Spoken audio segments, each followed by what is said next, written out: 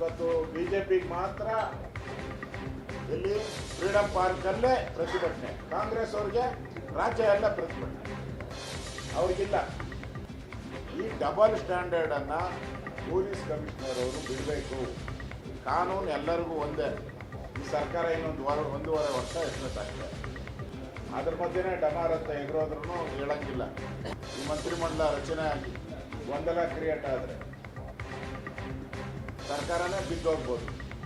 ಅದರಿಂದ ಪೊಲೀಸ್ ಅಧಿಕಾರಿಗಳು ನಿಷ್ಪಕ್ಷಪಾತವಾಗಿ ನಡ್ಕೊಬೇಕು. ಇಲ್ಲ ಸರ್, ಈಗ ಅವರೆಲ್ಲ ಬಿ ಜೆ ಪಿಯವರು ಅಂತ ಹೇಳ್ತಾರೆ, ಸಸ್ಪೆಂಡ್ ಮಾಡಿ. ನಾನೇ ಹೇಳ್ತಾ ಇದ್ದೀನಿ 6 ವರ್ಷ ಸಸ್ಪೆಂಡ್. ಅವರೆಲ್ಲರೂ 6 ವರ್ಷ ಸಸ್ಪೆಂಡ್ ಮಾಡೋ ದಮ್ಮಿದೆಯಾ ನಿಮಗೆ? ಬಿ ಜೆ ಪಿ ಹೇಳ್ದಂಗೆ ಕೇಳಿದ್ರು ಅಂತ ಹೇಳ್ತಾ ಇದ್ದಾರಲ್ಲ, ಹಂಗಾರೆ ಅವ್ರನ್ನೆಲ್ಲ ಸಸ್ಪೆಂಡ್ ಮಾಡಿ, ಕಮಿಷನರ್ನು ಮಾಡಿ, ಆಮೇಲೆ BMTC MDನೂ ಮಾಡಿ ನೋಡೋಣ. ಪೊಲೀಸ್ ಕಮಿಷನರ್ ಅವರಿಗೆ ಈಗ ಹೈಕೋರ್ಟ್ ಆದೇಶ ಗಮನಕ್ಕೆ ಬಂದಂಗೆ ಕಾಣಿಸುತ್ತೆ. ಇಷ್ಟು ದಿನದಿಂದ ಪೊಲೀಸ್ ಕಮಿಷನರ್ ಅವರಿಗೆ ಹೈಕೋರ್ಟ್ ಆದೇಶದ ಪ್ರತಿಯನ್ನು ನಾವು ನೋಡಿರಲಿಲ್ಲನೋ, ನೆನ್ನೆ ನೋಡಿರಬೇಕು, ಅದಕ್ಕೆ ರಿಯಾಕ್ಟ್ ಮಾಡಿದ್ದಾರೆ ಅಂತ. ಹಂಗಾರೆ ನಮ್ಮ BJP ಆಫೀಸ್ ಮುಂದೆ 30ಕ್ಕೂ ಎಷ್ಟು ಬಾರಿ ಪ್ರತಿಭಟನೆ ಆಯ್ತಲ್ಲ, ಅವಾಗ ಅವ್ರ ಮೇಲೆಲ್ಲ ಕೇಸ್ ಹಾಕಿದ್ರೆ 30 ಕೇಸ್ ಬಿಡಬೇಕಾಗಿತ್ತು ಕಾಂಗ್ರೆಸ್ ಅವರು. ಎಷ್ಟು ಕೇಸ್ ಹಾಕಿದ್ರ? ಬಿಡುಗಡೆ ಮಾಡಿ ನಾವು ದಾಖಲೆ ಕೊಡ್ತೀರಿ. ಎಷ್ಟು ಬಾರಿ ನಮ್ಮ ಆಫೀಸ್ ಮುಂದೆ ಮಾಡಿದ್ದಾರೆ ದಾಖಲೆ, ಅಷ್ಟು ಕಡೆನೂ ಕೇಸ್ ಹಾಕಿ ಅವ್ರ ಮೇಲೆ FIR ಹಾಕಿ ಅವ್ರು ಕೋರ್ಟ್ಗೆ ಹೋಗ್ತಾ ಇದ್ದಾರಾ, ಕೋರ್ಟಲ್ಲಿ ಅವ್ರ ಬಗ್ಗೆ ಕೇಸ್ ನಡೀತಾ ಇದೆಯಾ, ಇಷ್ಟು ದಾಖಲೆ ಬಿಡುಗಡೆ ಮಾಡಿ.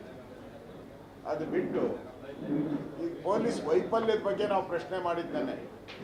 ನಮ್ಮನ್ನು ಅರೆಸ್ಟ್ ಮಾಡಿದ್ಮೇಲೆ ಪೊಲೀಸ್ ಕಸ್ಟಡಿಯಲ್ಲಿ ಇದ್ದೀರಿ ನಾವು, ಒಂಥರ ಪೊಲೀಸ್ ಸ್ಟೇಷನಲ್ಲಿ ಇದ್ದಂಗೆ. ನಮ್ಮ ಪೊಲೀಸ್ ಆದೇಶ ನಮ್ಮ ಮೇಲೆ ಹಲ್ಲೆ ಮಾಡಿದ್ದಾರೆ ಅಂತ ಹೇಳಿದ್ರೆ ಪೊಲೀಸ್ ವೈಫಲ್ಯ ಸ್ಪಷ್ಟವಾಗಿ ಕಾಣ್ತಾ ಇದೆ. ಅಷ್ಟೊಂದು ಜನ ಪೊಲೀಸರಿದ್ರು, ಒಬ್ಬರು ಕೂಡ ತಡೆಯಕ್ಕೆ ಬರದೆ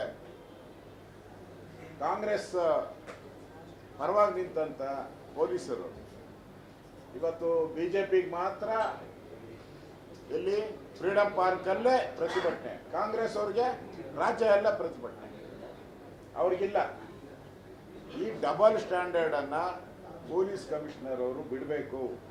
ಕಾನೂನು ಎಲ್ಲರಿಗೂ ಒಂದೇ. ಈ ಸರ್ಕಾರ ಒಂದೂವರೆ ವರ್ಷ ಇರ್ತದೆ ಅಷ್ಟೇ. ಅದ್ರ ಮಧ್ಯೆನೇ ಡಮಾರ್ ಅಂತ ಎಗರೋದ್ರೂ ಹೇಳಂಗಿಲ್ಲ, ಎಗರೋಗ್ಬೋದು. ಈ ಮಂತ್ರಿಮಂಡಲ ರಚನೆ ಆಗಿ ಗೊಂದಲ ಕ್ರಿಯೇಟ್ ಆದರೆ ಸರ್ಕಾರನೇ ಬಿದ್ದೋಗ್ಬೋದು. ಅದರಿಂದ ಪೊಲೀಸ್ ಅಧಿಕಾರಿಗಳು ನಿಷ್ಪಕ್ಷಪಾತವಾಗಿ ನಡ್ಕೊಬೇಕು. ನೆನ್ನೆ ಘಟನೆಯಲ್ಲಿ ನೀವು ನಮ್ಮ ಬಸ್ ಪೊಲೀಸ್ ವ್ಯಾನನ್ನು ಕಾಂಗ್ರೆಸ್ ಆಫೀಸ್ ಮುಂದೆ ತಗೊಂಡು ಹೋಗದೆ ಇದ್ರೆ ಈ ಘಟನೆನೇ ಆಗ್ತಾ ಇರಲ್ಲ. ತಗೊಂಡು ಹೋದವ್ರು ಯಾರು? ನಿಮ್ಗೆ ಡೈರೆಕ್ಷನ್ ಕೊಟ್ಟವ್ರು ಯಾರು? ಇವ್ರು ಬರ್ತಾರೆ, ಕಾಂಗ್ರೆಸ್ ಆಫೀಸಿಂದ ನಿಲ್ಲಿಸಿ ಮೊಟ್ಟೆ ಹೊಡಿಬೇಕು, ಕಲ್ಲು ಹೊಡಿಬೇಕು ಅಂತ ಹೇಳ್ಕೊಟ್ಟವ್ರು ಯಾರು? ಇವೆಲ್ಲ ಪೂರ್ಯ ನಿಯೋಜಿತ ಇವೆಲ್ಲ. ಅದರಿಂದ ಇಲ್ಲಿ ಬುದ್ಧಿ ಹೇಳಕ್ಕೆ ಮುಂಚೆ ಫಸ್ಟ್ ನೀವೇನು ಮಾಡಿದ್ದೀರಾ, ನೀವು ಕಮಿಷನರ್ ಆದಮೇಲೆ ಎಷ್ಟು ಈ ಥರ ಅರೆಸ್ಟ್ ಮಾಡಿದ್ದೀರಾ, ಅವ್ರ ಮೇಲೆ ಎಷ್ಟು ಕೇಸ್ ಹಾಕಿದ್ದೀರಾ, ಯಾವ ಕೋರ್ಟಲ್ಲಿದೆ, ಆ ಕೋರ್ಟ್ ನಂಬರ್ ಎಲ್ಲ ಬಿಡುಗಡೆ ಮಾಡಿ ಆಮೇಲೆ ಬಿಜೆಪಿಯವರು ಬುದ್ಧಿವಾದ ಹೇಳಿ.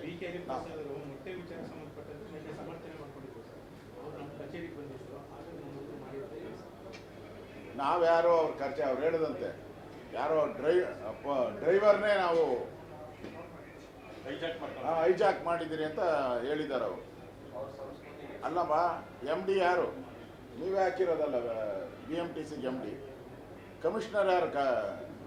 ಪೊಲೀಸ್ ಕಮಿಷನರ್ ನೀವೇ ಹಾಕಿರೋದು. ಅವ್ರ ಡೈರೆಕ್ಷನ್ ಮೇಲೆ ತಾನೇ ನಮ್ಮನ್ನೆಲ್ಲ ಕರ್ಕೊಂಡೋಗಿದ್ರು.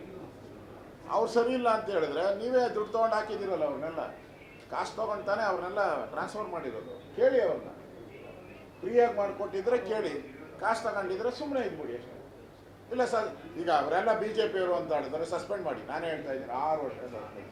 ಅವರೆಲ್ಲರೂ 6 ವರ್ಷ ಸಸ್ಪೆಂಡ್ ಮಾಡೋ ದಮ್ಮಿದೆಯಾ ನಿಮಗೆ? BJP ಹೇಳ್ದಂಗೆ ಕೇಳಿದ್ರು ಅಂತ ಹೇಳ್ತಾ ಇದ್ದಾರಲ್ಲ, ಹಂಗಾರೆ ಅವ್ರನ್ನೆಲ್ಲ ಸಸ್ಪೆಂಡ್ ಮಾಡಿ, ಕಮಿಷನರ್ನು ಮಾಡಿ, ಆಮೇಲೆ BMTC MDನೂ ಮಾಡಿ ನೋಡೋಣ. ಪಶು ವೈದ್ಯರ ಪರೀಕ್ಷೆ ಆಗಿತ್ತು KPSCಯಲ್ಲಿ, 400 ಜನ ಪರೀಕ್ಷೆ ಬರೆದಿದ್ರು. 60% ಅಕ್ರಮ ಆಗಿದೆ. 1 ಸೀಟ್ಗೆ 80 ಲಕ್ಷ ಹಣವನ್ನು ಪಡೆದು ಮಾಡಿದ್ದಾರೆ ಅನ್ನೋದು ಈಗ ಆಡಿಯೋ ಲೀಕ್ ಆಗಿದೆ.